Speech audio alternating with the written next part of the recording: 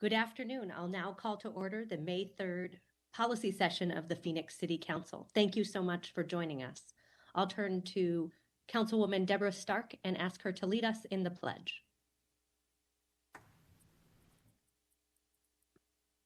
I pledge allegiance to the flag of the United States of America.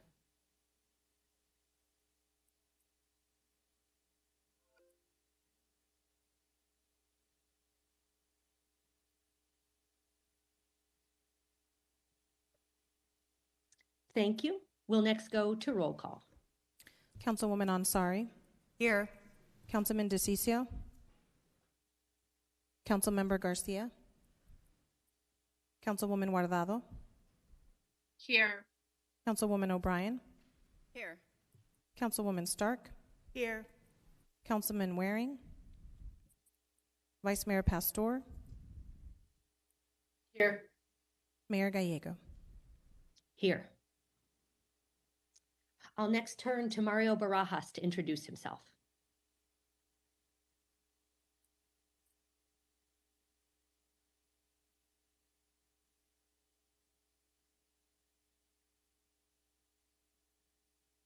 And I am unable to hear Mario online. One moment, Mayor.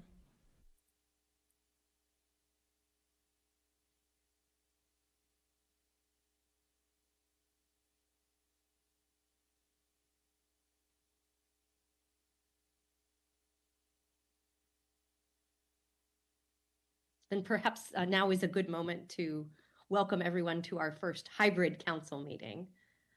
We are glad to welcome members of the public back to City Council chambers. We now have a hybrid model, which allows residents to participate virtually and in person. Very excited to introduce the new model, but we are likely to have some technical difficulties today. So would appreciate everyone who is willing to give us a little bit of patience. And I want to thank so many people who worked so hard to make today possible: the city manager's office, the city clerk's office, public works, information technology, the communications department, police department, fire department, the mayor and council offices. It's a lot of change for us, a lot of innovation, and a lot of partnership across so many different parts of the city. And Denise, do we have Mario with us? Mayor, it appears that we're having technical difficulties with Mario at this time. We will continue checking on it. Wonderful. Then why don't we go to council information and follow-up requests, and I'll go first to Councilwoman Guardado and then Councilwoman O'Brien. Great. Thank you, Mayor. First, I wanted to invite everyone out to our tree planting event this Saturday at 8 a.m. at the Borman Elementary. I'm excited to be partnering with Trees Matter and the Cartwright Elementary School District as we continue to expand our shade tree canopy in Maryville. A huge thank you to Amy Esposito with Trees Matter and Principal McAllister from Borman for working with our office on this important effort. I also wanted to take a moment to thank all of our members of our fire family who joined me this past weekend at Station 25. I wanted to personally thank our Fire Chief, Mike Duran, and Tim Kenobi from the Firefighters Union for coordinating such a great event and a great visit.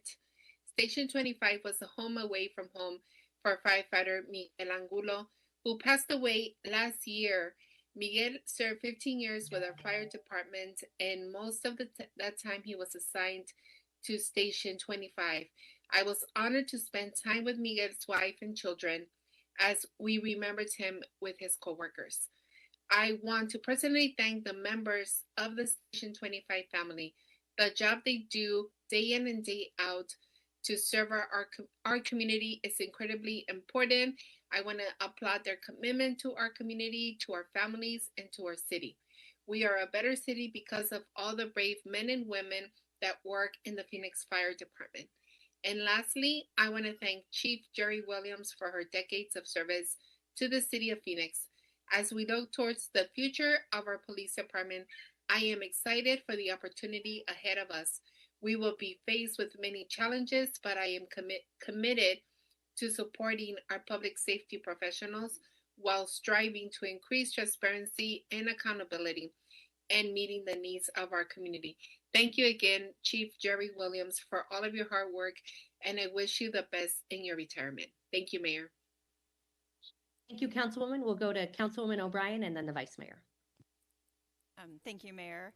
I want to congratulate my fellow Councilwoman Ansari on we've both achieved just a year since we've been sworn in, but also recognize again that it was just a little over a year ago that 5 elected women were sworn in for the first time in the city of Phoenix. So a great anniversary. Last week we spent a lot of time in District 1 talking about the Metro Center redevelopment. It will be done by Concord Wilshire, Hines, and TLG Properties. A lot of gratitude to them for coming to Phoenix and taking on this project. I'd like to thank Chris Mackey and Jeff Stapleton. We were able to do several community meetings last week. It will be a 4-phased project.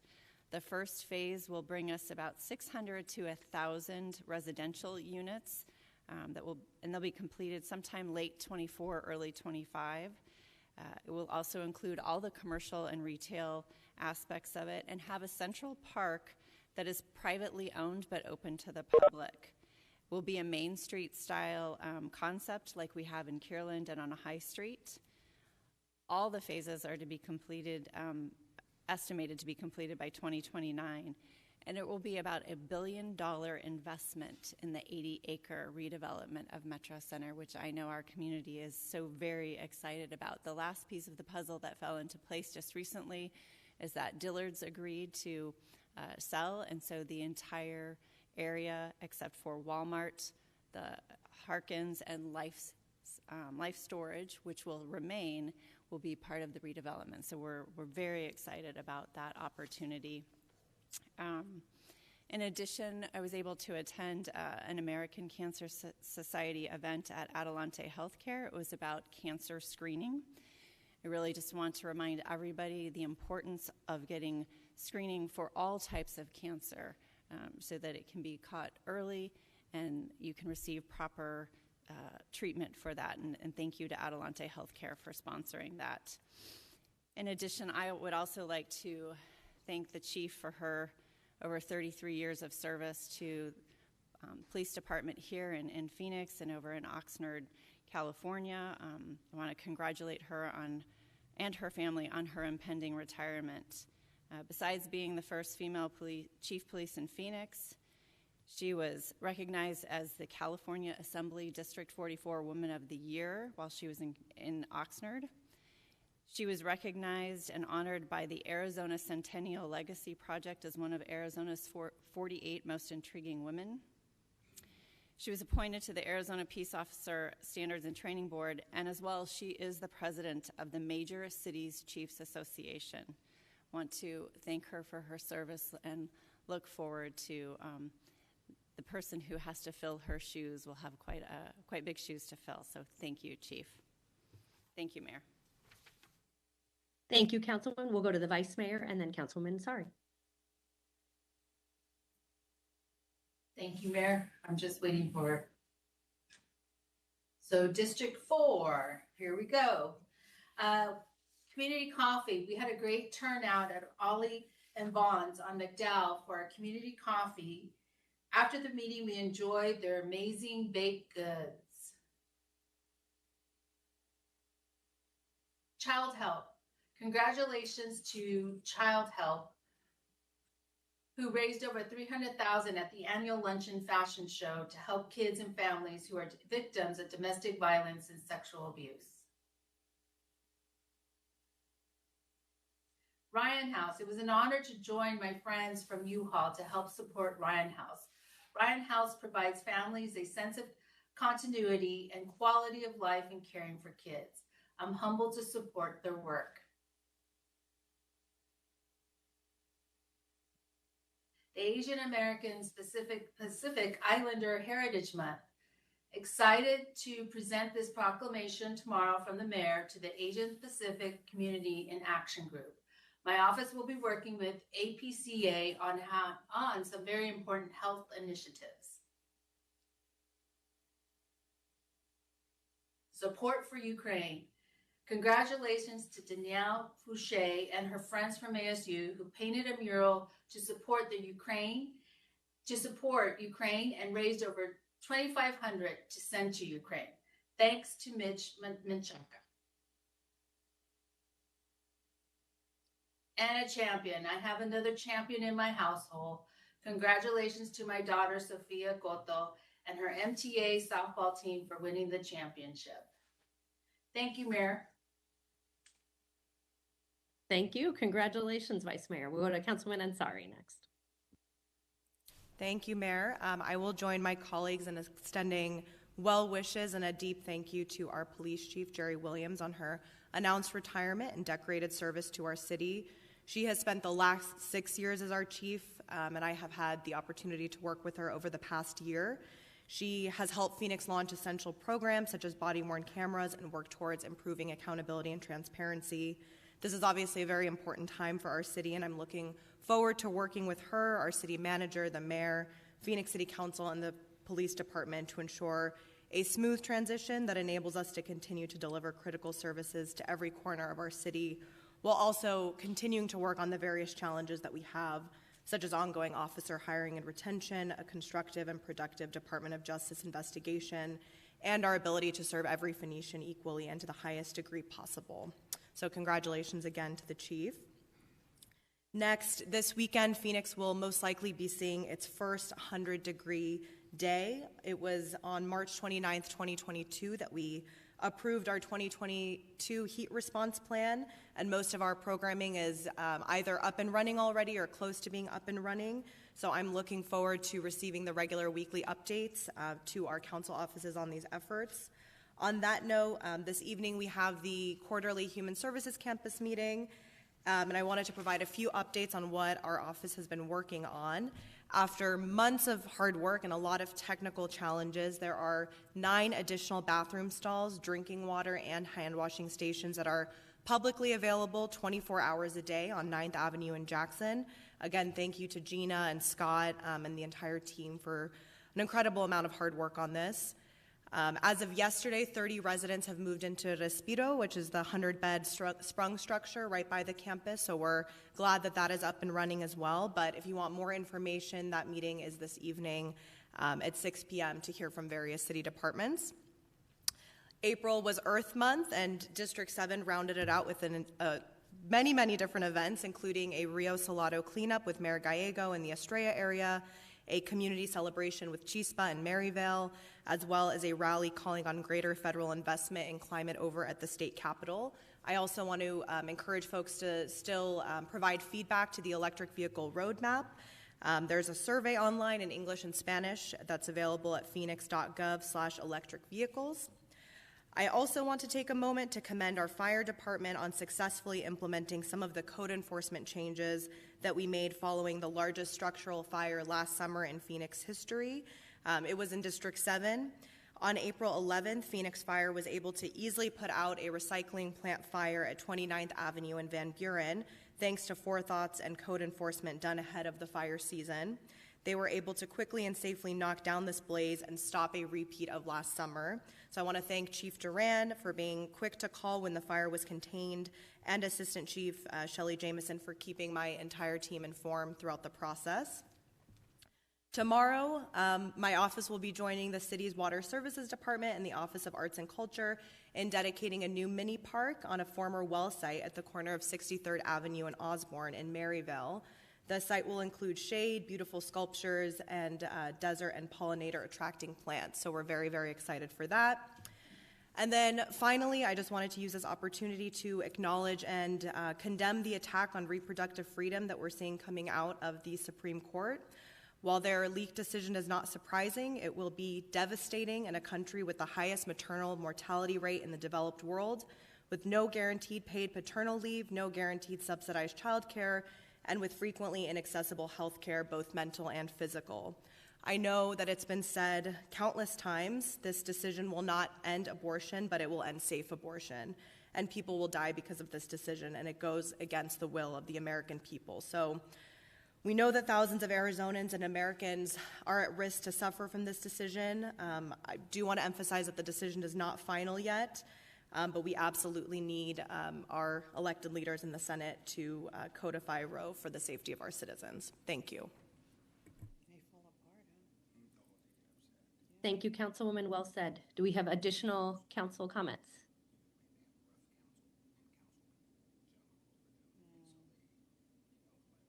Wonderful. Thank you to my colleagues.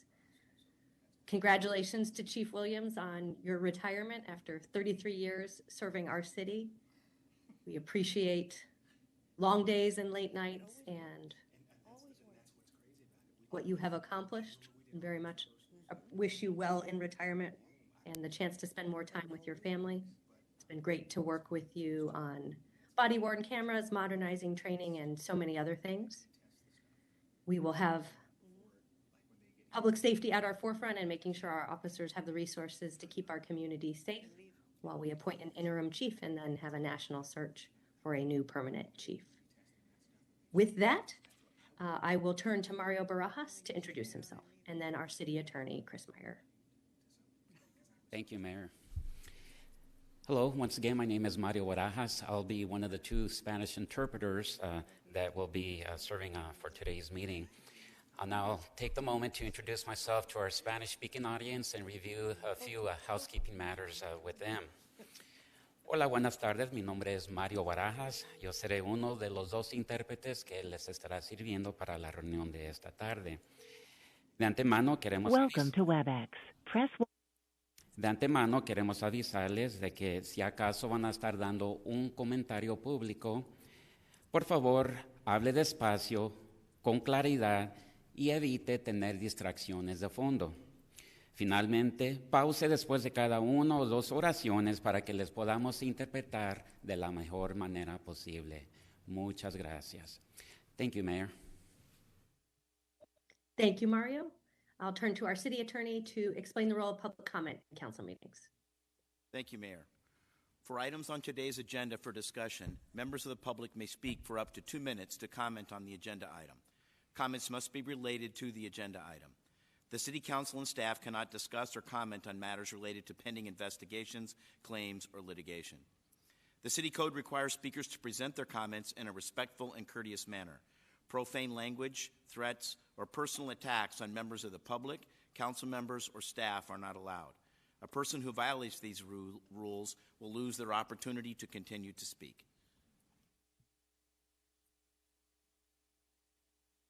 Thank you. And now we will turn to our main event, the city manager's proposed trial budget. Thank you to everyone who's participated and our team who has put together the budget we will discuss today. I'll turn it over to our city manager. Thank you, Mayor. Mayor, members of the council, good afternoon. And it is nice to see folks back in the chamber, so I'm excited about that. As we move into this next presentation, I want to emphasize that the production of the city manager's budget is a deliberate and methodical process that requires the city to strike a balance between carefully reacting and responding to citizen requests and maintaining fiscal discipline. Today's city manager's budget, my first as city manager, does just that. I want to thank the mayor and city council for your direction, your guidance, your leadership, and your advocacy for your constituents throughout this process. The city manager's budget that Budget and Research Director Amber Williamson will present is responsive and responsible, in my humble opinion. It also illustrates why Phoenix is and will continue to be the best-run city in the country. Amber? Thank you, Jeff. Good afternoon, Mayor, members of the council, and the public. On today's agenda, I'll be providing you a recap of our general fund budget status. I'll talk about the community feedback that we received from residents on the proposed trial budget. I'll discuss the city manager's proposed changes for our general fund. I'll give you a review of the proposed non-general fund additions, which have not changed since the trial budget. Then I'll discuss budget calendar and next steps as we move forward in adoption of the 22-23 city budget.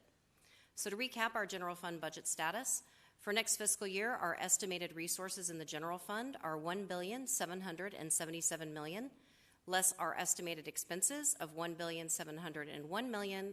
We arrive at a general fund surplus of $76 million. The trial budget proposed to allocate that $21 million to city council and community priority areas, and then $55 million for set-asides that could be used in the future for employee compensation and city council priorities, or, if needed, to provide budget flexibility if we were to see some type of economic slowdown and a dip in our revenue streams, we could use those set-asides to balance the budget rather than have to cut vital programs and services.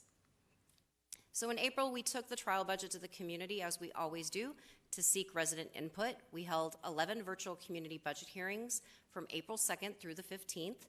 We also updated our interactive budget tool, Fund Phoenix. We received direct comments on the trial budget to the Budget and Research Department through email and voicemail. Overall, we heard strong support for the trial budget additions, including in the areas of affordable housing, arts, climate and sustainability, economic development adds, historic preservation, addressing homelessness, additions for libraries and parks, public safety and roadway safety, as well as street maintenance and support for additional transit services. In total, we received 624 comments from 368 residents. In addition to support for the trial budget, we heard requests from residents for increased funding for roadway safety projects to meet the goals of the City Council-approved Roadway Safety Action Plan, including additional funding for street maintenance and additional street lighting. We also heard residents want the gated alley program to continue from a pilot program to an ongoing general fund supported program. We heard residents ask for increased funding for trial budget additions for historic preservation and arts, as well as residents from Ahwatukee requesting improvements at Desert Foothills Park to accommodate pickleball. We also heard residents' requests for additional parks and recreation funding. So in response to community feedback, our city manager has proposed changes to the general fund of $3 million. This includes an increase of $200,000 for arts grant funding. This would increase the amount that was in the trial budget from $75,000 to $275,000. For Desert Foothills Park improvements, $21,000 a one-time cost to resurface 2 tennis courts that would make them dual-purpose courts, accommodating 4 pickleball courts. An electric vehicle study of $250,000 is proposed in response to the City Council-approved Climate Action Plan, as well as the Electric Vehicle Task Force, to evaluate working with a professional who has experience with electric vehicle infrastructure to identify the most effective way an equitable way to implement electric vehicle infrastructure and convert city fleet to electric units. $750,000 is proposed for the Elevate Education Workforce Program. This program is provided through a local nonprofit, the Greater Phoenix Chamber Foundation. The goal is to get business connected to high school students in specific industries so that after high school graduation they can move on to join the workforce. $627,000 is proposed for the gated alley program. This would move it from a pilot to an ongoing general fund program. This provides 1 additional city position in the Neighborhood Services Department, as well as the ability every year to do 45 alley segments. $300,000 increase for the Historic Preservation Threatened Buildings Grant Program. This would increase the amount that was proposed in the trial budget from $200,000 to $500,000. An additional $600,000 proposed for the roadway safety projects. This would bring the ongoing annual amount for the Streets Department to $1.8 million every year to meet goals of the Roadway Safety Action Plan. And then $229,000 is proposed to reopen the South Mountain Environmental Education Center. This center is located at the base of South Mountain Park. It was closed in 2020. It's approaching its 100-year anniversary. Of this amount, it would provide for 2.5 FTE, and one of those staff members would be able to work part-time at the Pueblo Grande Museum. So in total, $3 million in general fund changes is proposed to the trial budget. In order to keep the budget balanced, the $3 million increased for council and community additions. From the $76 million surplus, we would be increasing supplementals from $21 million to $24 million and reducing set-asides from $55 million to $52 million. That $52 million in set-asides is recommended to be spent in the future for $30 million for employee compensation increases, and then $22 million could be used for further city council and community priority areas, or as I stated, if we were to see an economic downturn or a slowdown impacting our revenues, we could use that to balance the budget. I do want to mention that those set-asides would have to come back for city council approval before they could be allocated for any spending initiative. So in total, our general fund proposed additions for next fiscal year are $24 million. I want to mention that the council report that's provided on the city's website provides a lot of information about these proposed additions. I'm going to go over them very high level by city council priority area. So affordable housing is $1.8 million. For climate and 1.5 million. Climate and sustainability is $1.6 million. For economic development, planning and innovation, $2.4 million. Historic preservation and arts, $800,000. For addressing homelessness, refugee immigrant support, and fast track cities, $3 million. $3 million is also proposed for Parks and Recreation and Library Department additions, $6.9 million for public safety and criminal justice, and then $1.2 million for roadway safety, and $3.6 million for general government. This would include additional positions for city departments such as human resources, budget and research, finance, information technology, and public works. So in total, general fund additions of $24 million are proposed. For our non-general fund departments, this represents our enterprise and special revenue funds. $4.9 million in additions is proposed. There are no changes, as I mentioned, from what was in the trial budget. To provide you a review, for aviation, new paid positions are needed due to growth at the airport, primarily due to the Terminal 4 concourse as well as new SkyTrain stations. For the Development Services Fund, new positions for a new ombudsman program as well as for their new permitting system, Shape Phoenix. For public transit, extended fixed route service is needed, positions for also to manage additional grant funding. And then for solid waste, new positions are needed due to increased recycling materials as well as to expand their apprenticeship program for solid waste equipment operators. For the Streets Department, paid for by their Arizona Highway User Revenue Fund, additional staff to implement more street lighting projects across the city, and for the Water Services Department, to advance drought resiliency plans, more position and equipment are needed to operate 11 new wells, as well as eventually, upon contract expiration, to operate the Lake Pleasant Water Treatment Plant. So next steps in adopting the 22-23 city budget. After today, we'll be coming back on May 17th for final council budget decisions. That's an important step, without which we can't move into June, which we are legally required to do to adopt the budget every year. So June 1st would be tentative budget adoption. June 15th is final budget adoption, and we wrap it up every year on July 1st with property tax adoption. And with that, I can answer any questions. Thank you, Amber. Councilmember questions?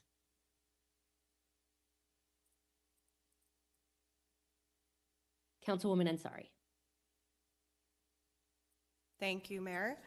A couple of questions on the additions. So first, on the electric vehicle study, for the public's sake, I was just hoping somebody could further explain why this study is needed and whether we're proposing to do it internally or contract an outside firm. Councilwoman Ansari, Mayor, members of the council, we have Deputy City Manager Karen Peters, who's going to provide more information. Thank you.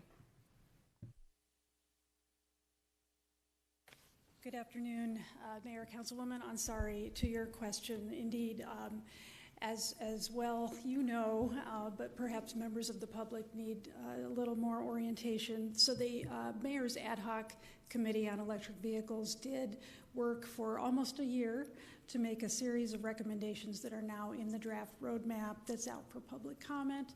One of the things that came up in the discussion and the deliberations of the ad hoc committee was the need for electric vehicle charging infrastructure to be deployed in a smart, coherent way.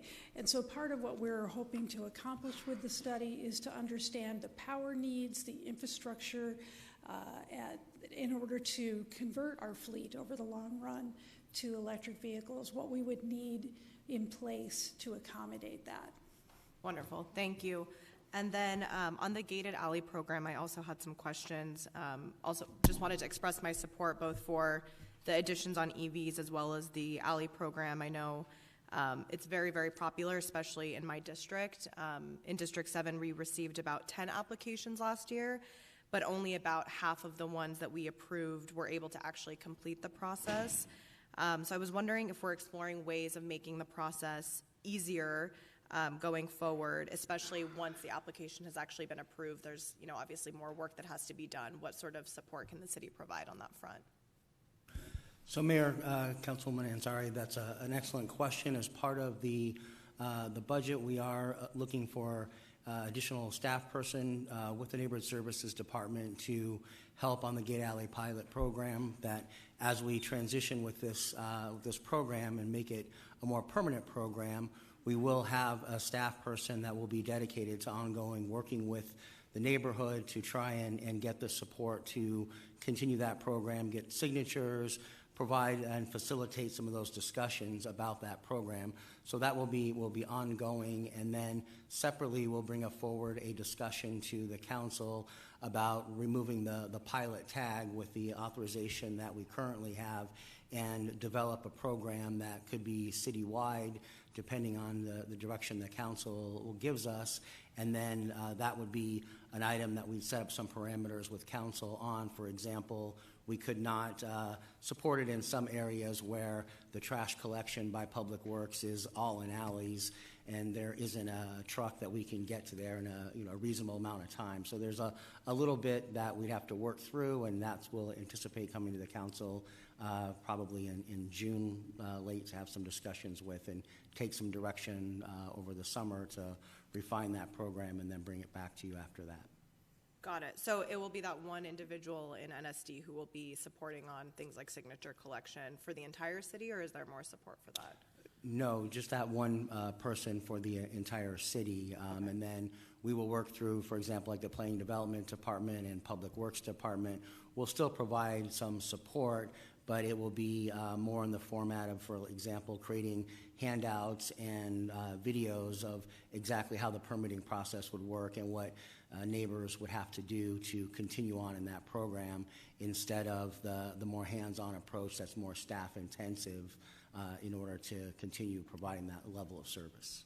Okay, I see. Well, it's great that there's going to be a person dedicated to this. I think that has been one of the biggest challenges that we've seen in District 7, and I believe others as well, is the time and effort and resources it takes for a neighbor to go out and collect these signatures and do that work. So I'm glad there's going to be support and that this will be a permanent program at the city now. Thank you, Ellen. That's all the questions I had on that. And then on roadway safety, I just want to also say thank you for prioritizing roadway safety efforts. It was very exciting when we voted to pass Vision Zero recently, and the fact that we are tripling the amount of money of general fund dollars we're putting behind this work is so important. It absolutely will save lives, especially for bikers and pedestrians. So I'm excited to see that, and I hope that we can make sure that we prioritize equity when making these investments. We know some of the most dangerous areas in the city are in District 7, 8, 5, 4, and others too. So I hope that implementing those areas will be incorporated. And then finally, just going back to not the changes, but the original pieces of the budget, I just want to, again, emphasize my support for the significant investments we're making in housing and homelessness, implementing our climate action plan and electric vehicle goals, and very, very excited that we're creating a refugee navigator position. I think that's going to be phenomenal and really helpful to the new population of refugees that we have. Also happy to see added dollars to historic preservation. I had several constituents in District 7 advocate for that, and that has gone from $200,000 to $500,000, and again, much needed roadway safety efforts. So thanks so much. I'm excited about where this budget is headed. Thank you, Councilwoman. Councilwoman Guardado. We'll go to Councilman Guardado and then Councilman DeCiccio. Okay, thank you, Mayor. So I'll start with some questions before I get into comments. So my question, I guess, is for Alan. I guess I just want to thank everyone around the Gated Alley program, all the great work that has gone into that. I know that it's a little bit more complicated than what we all would have thought.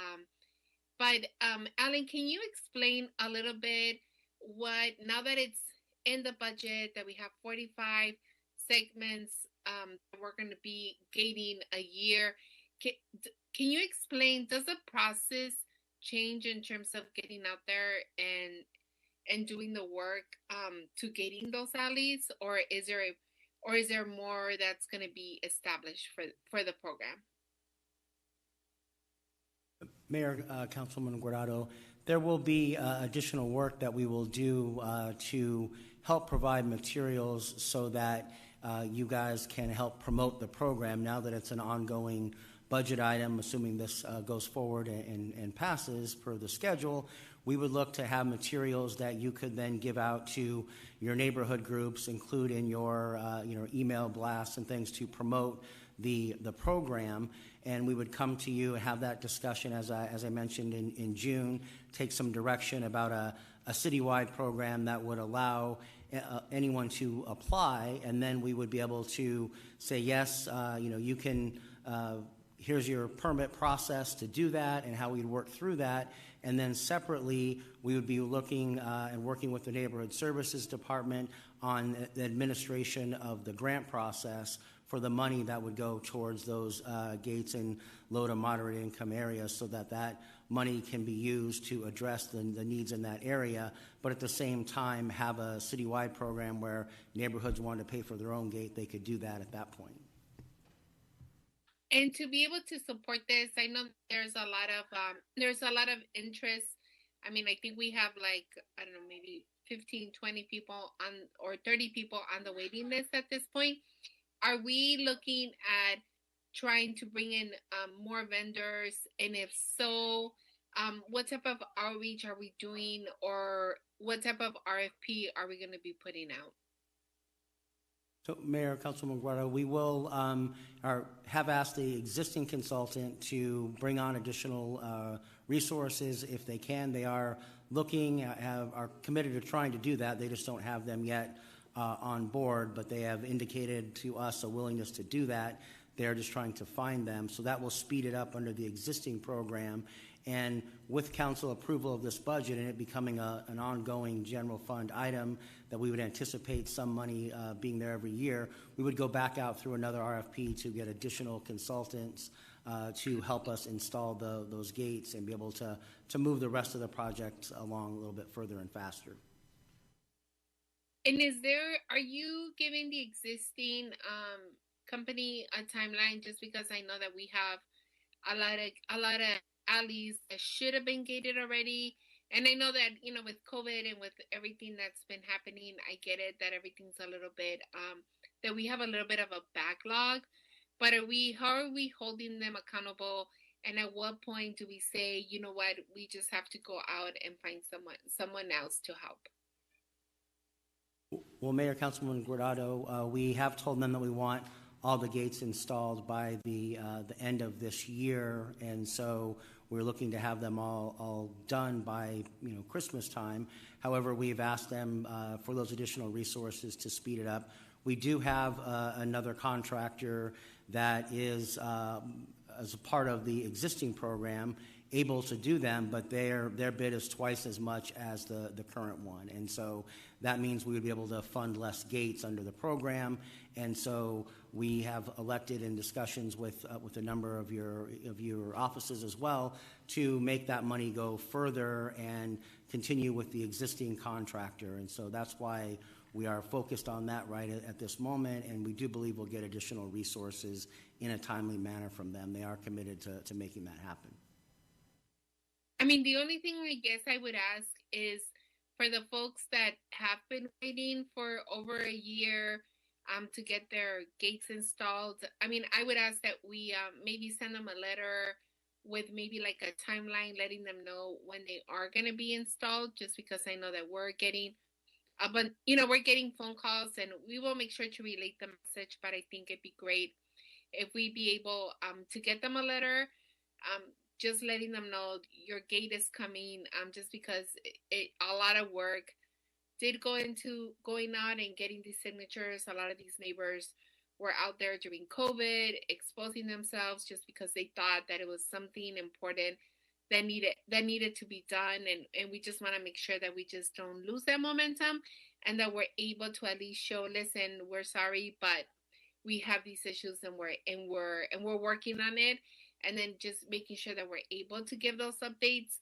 That's one suggestion. And I guess the other question, at what point do you, from here to the end of the year, do you assess and you're like, okay, they're going to get done, or you know what, it's something is not working, and they're not going to be done in a timely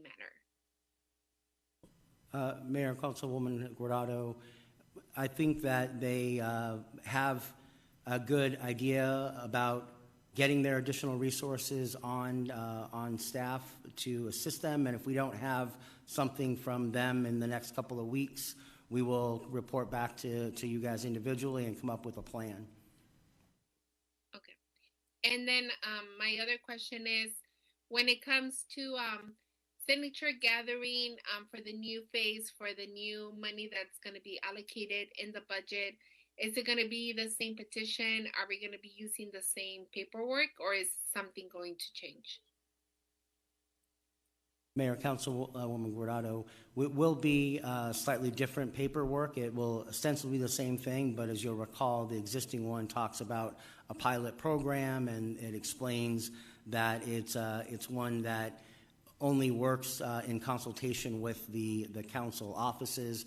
But as I've discussed here, we do intend to come forward with a discussion about how we can open it up citywide. And so that kind of background information on the petitions would change as part of what we would use going forward.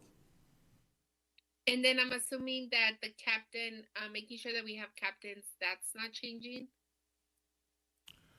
in Mayor, terms of a requirement? Yeah, Mayor, Councilwoman Guardado, no, at this point, we still believe we need alley captains to help really coordinate those issues in the neighborhood. Okay, great. Okay, so with that, thank you so much, Alan, and I also want to thank all of the staff who worked so hard on preparing this proposed budget. Many of my comments today have already been said. We've been talking about this for a long time. As everyone knows, gated alley programs is something that's been very important for people in my district, so very excited to see that in the budget.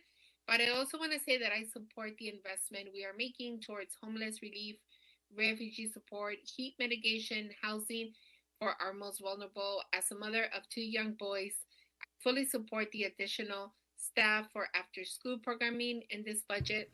I am happy to see the additional staff for our fire department and the expansion of civilian positions in our police department. I also think the increased funding for the Roadway Safety Action Plan is an important investment that will keep our residents safe. Our District 5 team took this year's budget process out on the road, and I want to recognize the hard work of Emmanuel Gallardo Sanidad, who helped lead our efforts. Together, we collected nearly 400 surveys in both English and Spanish from residents across our district. What the results of that outreach show is the strong support in District 5 for services related to homelessness, housing, efforts to prevent crime, and create safe streets.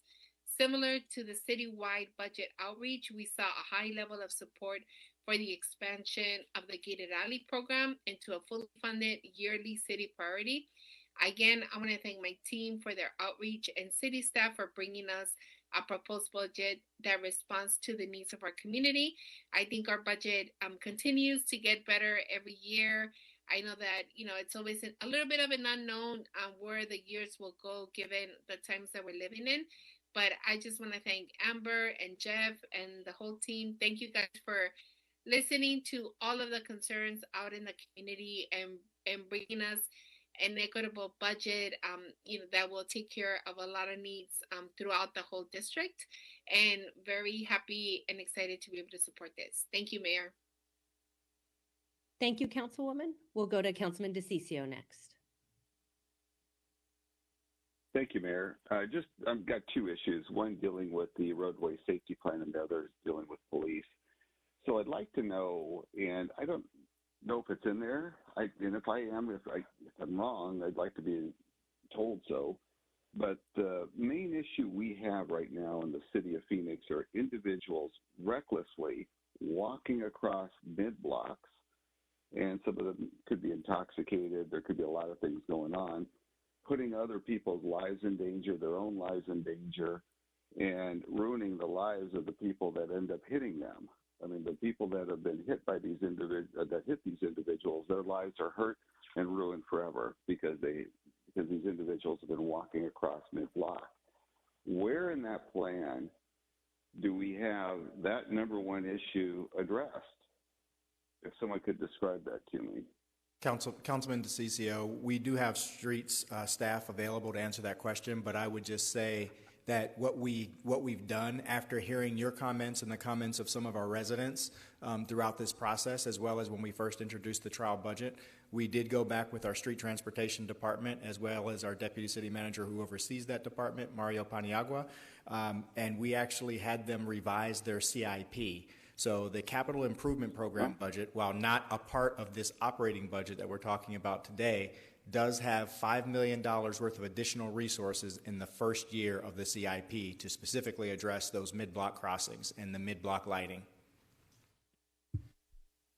Jeff, you're amazing. Thank you for that.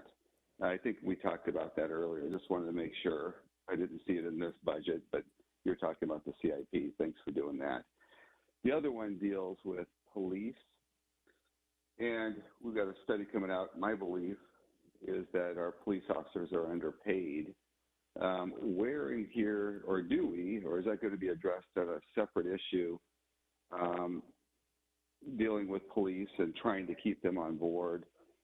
Our other number one issue that we have in the city of Phoenix is this escalating violent crime that we have, and the fact that we are losing police officers so much faster now. I believe we've already hit a critical stage once we've hit below 2,700 officers. I think Councilmember Waring told me that his number was right around 25 to 2,600, which we will probably be at this pace pretty quickly. So where in here do we have that addressed? The violent crime increase, the lack of police officers. If someone can point that to me, I'd sure appreciate it. Or is that something we're going to be addressing at a later meeting or somewhere else? Councilman DeCiccio, Mayor, members of the council, also another excellent question. As you recall, throughout this process, one of the things that we talked about were the strategic use of set-asides. So we do have $30 million set aside specifically to start our conversation to address compensation across the board. We also are in the midst of a very in-depth class and compensation study. One of the things that we've done with that class and comp study is we did move police to the front of the pack. And so we are already working behind the scenes on costing some different types of things that we think will incentivize new officers to come to Phoenix, but at the same time incentivize those longer tenured officers to stay on board with the city of Phoenix. Those will come back to you as a separate item. We are not quite yet ready for prime time on those, but we are getting very close, and I think what we put together will be very exciting for you, for the community, as well as for our officers that are currently officers and for those that may be thinking about a future in law enforcement. And Jeff, thank you for addressing both of those and getting that on the record too, because I think that's important, especially for the police to hear this, because if they were to look at it, they would say, wait a second, where are we in here? And then I'd like to just conclude it with this. There are so many other things that are going on that I talk about, but those are the two main things that we've been talking about. And the fact that I look forward to you addressing those, Jeff. You've been outstanding. I don't say that lightly. And I know some of the other council members have said the same thing. You are just a rock star in this country, better than anything I've ever imagined. The way you put together a budget, you put together fiscally responsible budgets, and I know you get a lot of pressure to spend everything you got, but you understand the fundamentals of saving as much as you can in good times, because everybody will hit those bad times, and then once you do, it becomes a real critical situation. And you've constantly put together a fiscally responsible budget, Jeff, and I want to thank you for that. All right, thank you, Mayor. That's all I've got to say. Thank you. We'll go to Councilwoman Stark next. Thank you, Mayor. I too want to thank staff, and especially Jeff, Amber, Lori, and the budget staff. You guys did a great job. But I also know at our various budget meetings, we had a lot of department heads and deputy department heads that were also staffing those meetings. Out of the meetings and our online tools, we got 624 comments. That seems like a lot, but then it isn't really a lot when you consider how large our city is. But I think that's reflective of that we do a good job. You guys do a great job. You provide the services. You care about our public. And so we don't hear a lot of negative cries. But we certainly had some very meaningful comments from the public, especially on the gated alleys. And so I'm happy to see that it's no longer a pilot project and it's going to be an ongoing project. Of course, our first pilot project was in Royal Palm and Sunny Slope. So It has worked marvelously, and I think it'll work for all the city. Also, I'm very excited about the road safety addition. This is a critical issue in our city, and we're off with a great idea and a concept in Vision Zero, but I know there's a lot of work to be done, and I'm glad to see the additional funding for that. Overall, I hope to see us get back to in-person budget meetings. I think that is valuable, the interaction with the public. And so hopefully next year we'll see that. But I hope we also continue to find ways to make sure our public is engaged in the budget process. Thank you, and thank you, Mayor.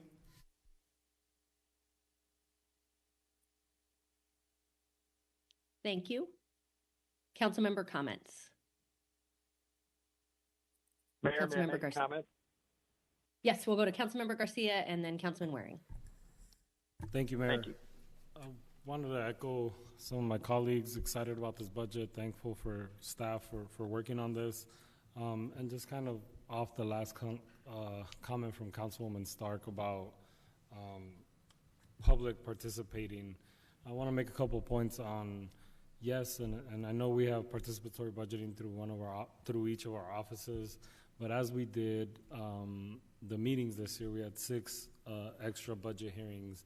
We saw great engagement and great participation in that. And so I'd like for us to think about next year, maybe setting aside something that's at your discretion that goes directly with a participatory budgeting or kind of incentivizes the attendance in those budget hearings.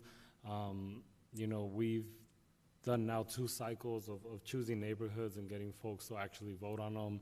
And it's increased not only the interest in obviously where the funds go, but really making people feel like a project or something that we're spending on is part of their work. So I'd love to try to explore that next year. And also I think this year hasn't been easy, but I think we've obviously had the pandemic relief funds, the federal funds come in. And so thinking about next year and what that's going to look like, especially because we really have some gems within those funds that were spent, just really trying to figure out what it's going to look like for our general budget next year, assuming those funds aren't going to come, possibly have infrastructure funds. So just kind of trying to figure out how do we start a conversation early enough to continue to fund some of those programs that have shined, whether it's the food programs, some of the housing assistance, those sorts of things that we've done, just reminding us how great of obviously the pandemic was horrible, but how it allowed us to assess the needs of the community in a different way. Last thing I'll say, I didn't get to speak earlier in regards to the chief. I also want to thank the chief for the chief's service. I think it's going to be important for us to continue to sort some of the issues that we have in the department. I think the chief tried her hardest, and I think we also need to take note, especially as what we've heard in the last couple of months, what internally has happened and what's going on. The chiefs, I don't want to pretend like the chief is just, happily retiring and leaving in a situation where it was her ideal situation. So I think big decisions are to come on all of us to make sure that accountability, transparency is there, that we go through these investigations in the right way, we continue to participate in them, but really to shift the culture in the department. I wish the chief well. I wish she didn't have to leave under this context, especially probably feeling like she didn't have the support of the folks that she backed for a long time. And so I want to thank the chief, and just looking at Jeff, big decisions moving forward, but hopefully we'll be able to make them together and obviously take community input. Thank you, Mayor. Councilman Waring.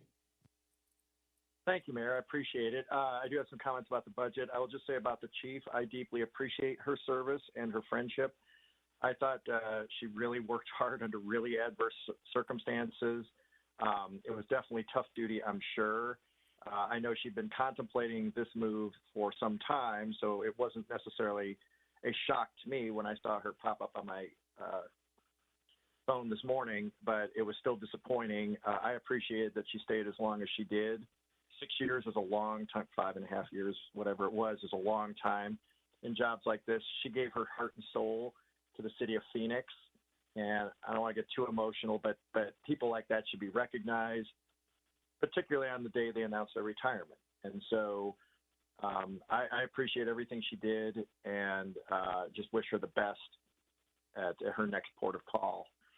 About the budget, so when I look at the list of comments at the budget meetings, which is the official venue for people to speak out about the city budget, I guess I can't help but transpose it with the list I have in my head from what I hear when I go out and knock on doors. So it strikes me that number 2 at 43 comments was additional funding for the street transportation maintenance and cleaning and repair. That definitely, it's definitely in the top 3. It used to be number 1. We made some changes to our funding, what modes of transportation we were funding in 2018 and in the spring of 2019. And I think that worked. The comments, which it was clear number 1 for years about the quality of our streets. It's not to say the streets are perfect, but clearly that change, proving how impactful votes of the council can be, I think that changed citizens' perceptions or appreciation of our streets, because it doesn't get mentioned nearly as much as it used to. So I'm pleased to see that's number 2. It doesn't mean we can rest easy. Keeney gets sick of hearing from me about different things, and Chris Ewell, they do a great job, but we can always do more. But I got a really nice comment, if Keeney's listening and Chris is listening, about Tatum today. The work that's being done on Tatum this very minute was much appreciated by citizens. And that had been something that was long coming. So I'm not surprised that's number 2. It is a little shocking to see, I think it's number 8, the additional hiring and funding of police officers, Sal, and training. Sal talked about it. It's kind of surprising to me that that's number 1, because that and number, I think it was 14 with 20 comments, homelessness. Didn't really used to hear about homelessness when I go out and door knock, and it comes up a lot now. And I think it goes hand in hand with some of the economic conditions, we've been experiencing, the up and downness of the last decade. But it is definitely something that we should focus more on than number 8 for police and number 14 for homeless. I just, those are the most commented upon things for sure. And I would say also I don't know what number it is, but there were 9 comments about traffic signals and street lighting. We get a lot of calls at the office about traffic signals and street lighting. We don't do a whole lot of that. I've talked, and I think Sal has talked, at least the 2 of us, probably maybe more, about street lighting at meetings. It's definitely things people ask for when they call. So they may not be attending the budget meetings, but I don't want to give short shrift to those things either. So I wanted to highlight those as things that come up on a very regular basis. Before we got in this crisis, and Sal's right about the numbers that I had put out, but he's right about its importance. It's the number 1 thing that we're facing. We're having hiring issues in a lot of areas. Chris Ewell in the Streets Department has given me shocking numbers about the number of people where we have vacancies for people who would normally be working on our roads, vacancies in the areas where we have people that normally would be cleaning our roads. So we've got to try to figure out with this compensation study, like what we can do to make Phoenix a more attractive employer. It's not just police, but police is definitely the thing that people are noticing above all else, at least in my district. And it pains me when I go to coffee with a cop. I know Deb and Ann were at the last one with me where, they sketch out the numbers, and it's scary if you're a citizen sitting there listening to it, like the changes that may come in response times and so forth. So anything that can be done in terms of recruitment, we can't let the chief's retirement throw us off from any pending plans. I know, Jeff, we've talked about this. Going forward, it's just something that really is of paramount importance right now, and should be addressed. I'm not saying it's only number 8 in the budget as presented, but it's definitely, I think, should be forefront in our thinking at all times. I appreciate the time, Mayor. Thank you, and that's it for me. Thank you. Mayor.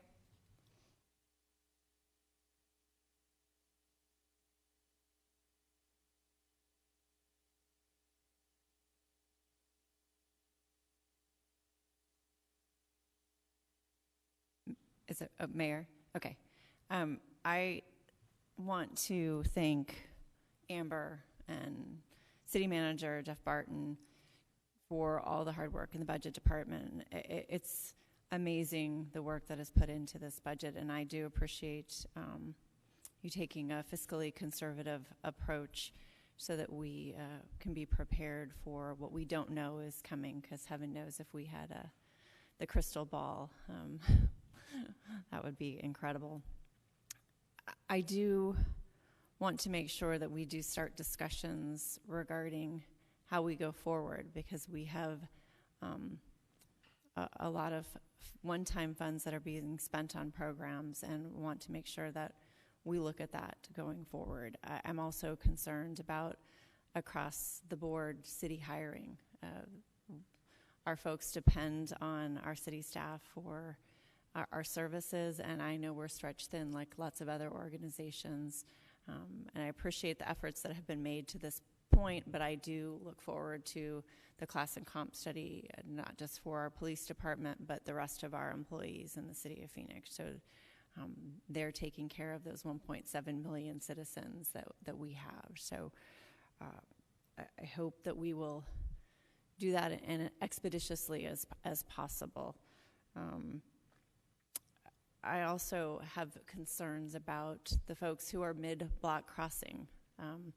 I've read a lot about, I mean, we hear about it. Those kinds of things don't happen as much, or weren't happening as much up in the northern part of the city, but it is happening more frequently, and we need to make sure that there's accountability on both sides. Make our streets safer, but that education campaign for those folks. So I appreciate Councilwoman Stark's work on that, but we need to make sure that occurs as well. But thank you again for all your work, and all the council members' works as well.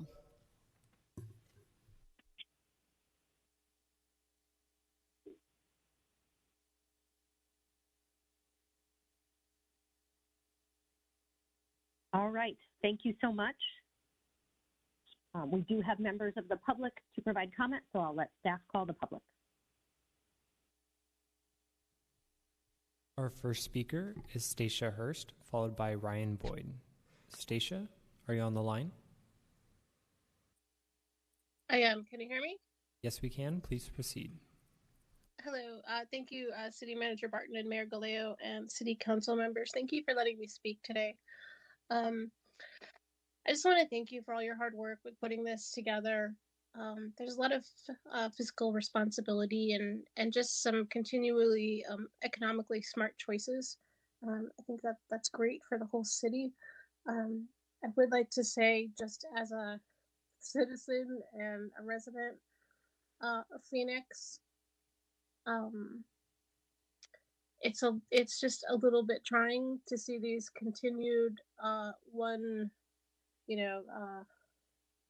these sole budgets for 20,000 and 40,000 that have to do with a very specific park or a very specific area.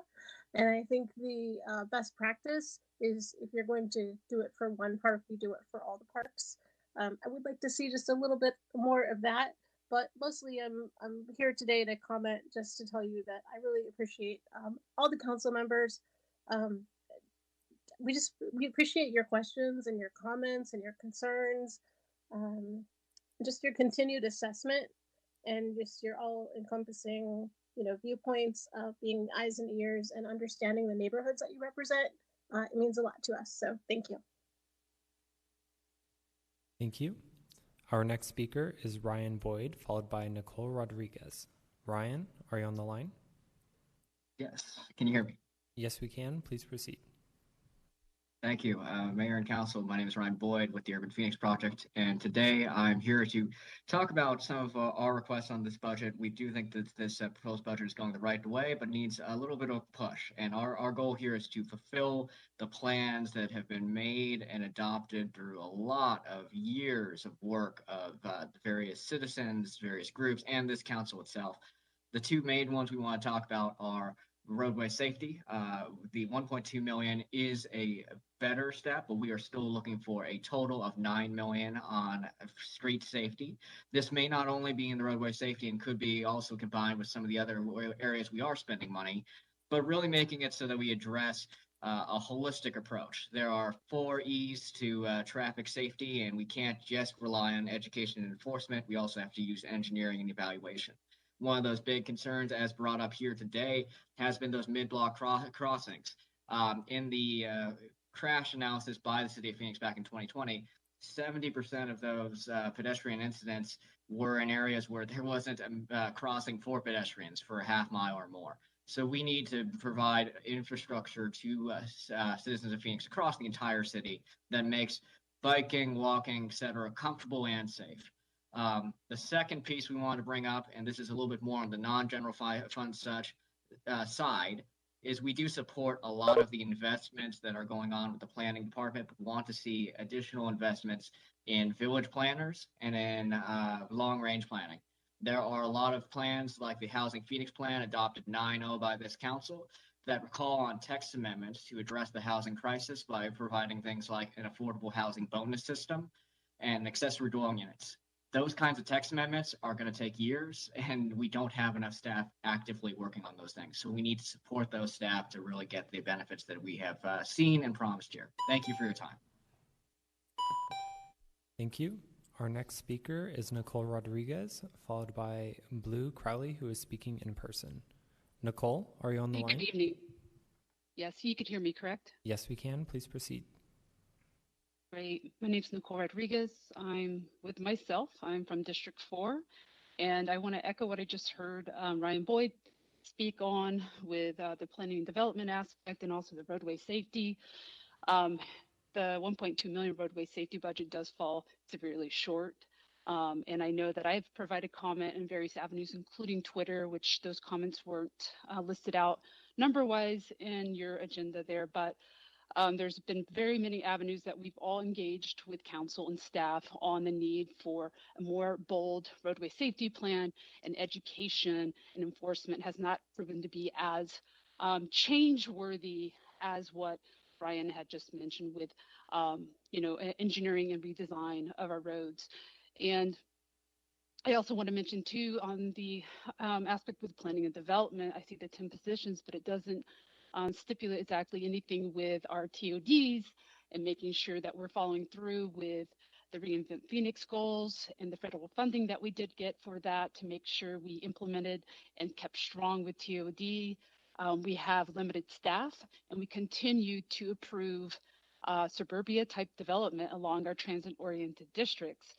And that is a shame. So we're falling short on that, as well as with tree shade. We have NSD who is now responsible for inspecting any kind of report of trees missing, dead, or removed from commercial properties. However, they don't seem to understand or follow the procedures that was passed recently last year in the text amendment. So we need additional support and help and funding in that aspect to ensure that our Valley Urban Shade goals are met. As well with the Parks Department, I myself have been working on and off on a park, for instance, Lindo Park, where we're trying to get more tree shade there. I'm helping as a volunteer for that area, but we're running up against issues with potential archaeological issues. So there's a lot of things that are falling short, and I'm not really pleased with this budget. Thank you for thank you for everyone's time, the staff and council. Thank you. Our next speaker is Blue Crowley in the upper council chambers, followed by Eric Nielsen. Blue?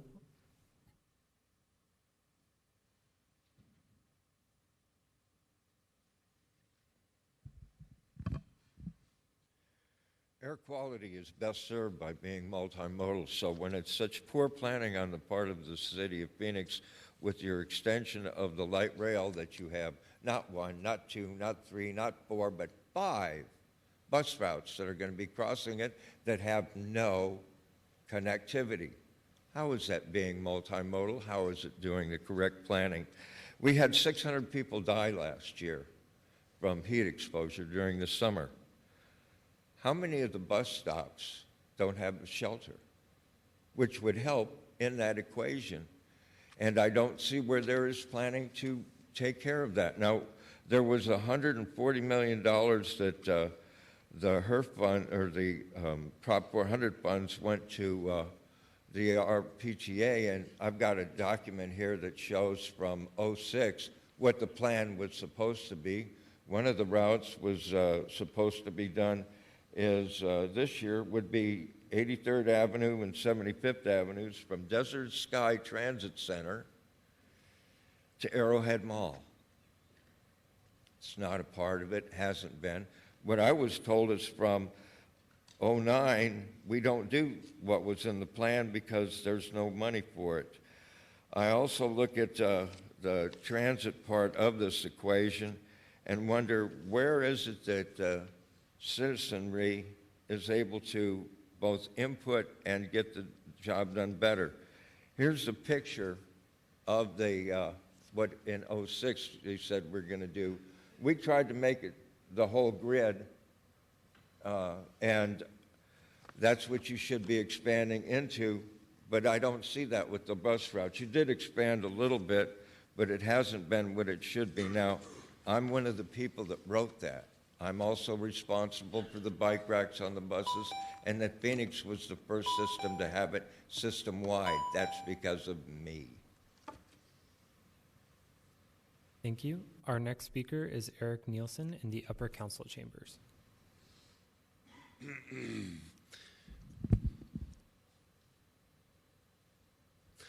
Hello, my name is Eric. Sorry I haven't been here in a little bit. I've been kind of busy doing this and that. Well, I don't know what this is going to mean for your guys' like late work hours, and I'm sorry, I apologize in advance. But I met Elon Musk for the first time yesterday, and he was saying he's getting ready to announce like I think three bills to just you guys to help you with you guys. So look for that. Don't worry about helping me with it, because I'm actually on the way across the street to pick up my part of it. So that's cool. And then while I have your attention, I just want to apologize from the bottom of my heart to the mayor for when I swore around her kid. I'm sorry. That was just that's a mistake you can make when you make too much music.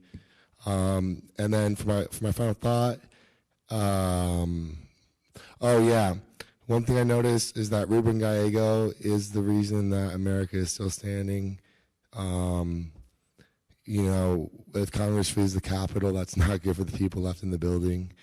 And I would like to yield the rest of my time to Mayor Kate Gallego, specifically to hear her talk about how she was able to help one of the strongest men I've ever met simply deal with the burden of his future.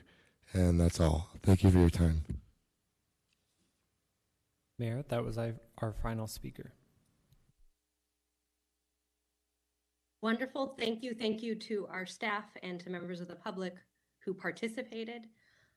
On this budget, it's very important to view it in conjunction with the American Rescue Plan investments we are making as well. It's a really unprecedented commitment to affordable housing and fighting homelessness.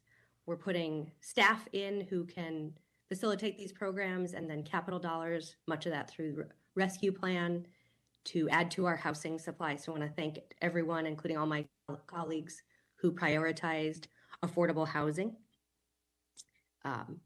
This is also a budget that is still bringing back things that we cut during the Great Recession. So the South Mountain Environmental Education Center, that was a cut the council unfortunately made many years ago. It's exciting that it will be reopening as we look to the 100th anniversary of the South Mountain Environmental Education Center. For folks who are interested in why specific parks are mentioned, part of that is the budget many years ago specifically cut some specific parks, and it will be wonderful to see the Environmental Education Center, which is a gem, reopen and introduce so many people to one of the largest parks in the United States in a major city. I've talked in the past about some of the investments I'm very excited about, from fast track cities to youth and investments in our workforce. This budget, again, it has some additional expansions. We are still not restoring all of the programs that we put together before COVID. This does not, for example, fully restore our international programs as proposed before COVID, but we are making forward steps. Do any of my colleagues have additional comments? Seeing none, we are adjourned. Thanks for joining us.